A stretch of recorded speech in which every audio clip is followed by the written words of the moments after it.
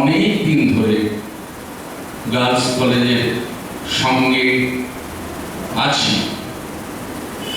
আমার বন্ধু নীলেশ আজকে এখানে নেই, তিনি এই জগতে নেই। নীলেশের কাছে শুনতাম এবং আমাদের দলের অনেক যারা মিউজিশিয়ান তাদেরকে নিয়ে গিয়ে গার্লস কলেজে নানান রকম প্রোগ্রামে সহযোগিতা করেছে।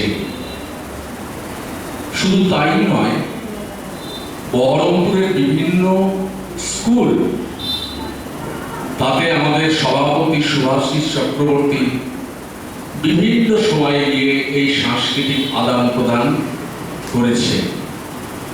কিন্তু আমাদের ভালো লাগছে এত বড় একটা কলেজের সঙ্গে আমাদের এই যে চুক্তি স্বাক্ষরিত হয়েছে, সাংস্কৃতিক এই যে আদান প্রদান শুরু হয়েছে, এটার মূল্য একটা আমাদের কাছে অন্যরকম।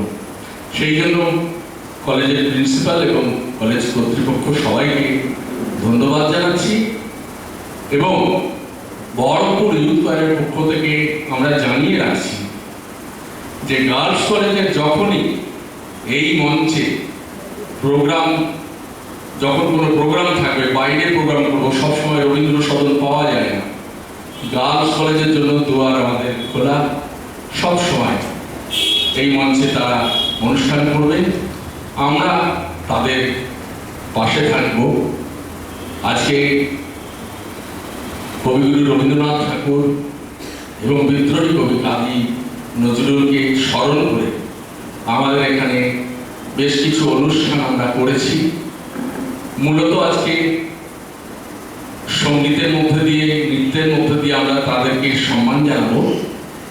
তবে এই কথাও আমি মাননীয় প্রিন্সিপালকে বলে রাখছি, যদি সম্ভব হয়, এই বহরমপুরের বুকে রবীন্দ্রনাথ ঠাকুর এসেছিলেন, এই বহরমপুরের বুকে কাজী নজরুল ইসলাম এসেছিলেন, বিভিন্ন জায়গায় ছিলেন, জেলে বন্দী ছিলেন। এই সমস্ত কথা আমাদের ছেলেমেয়েরা অনেকেই জানে না।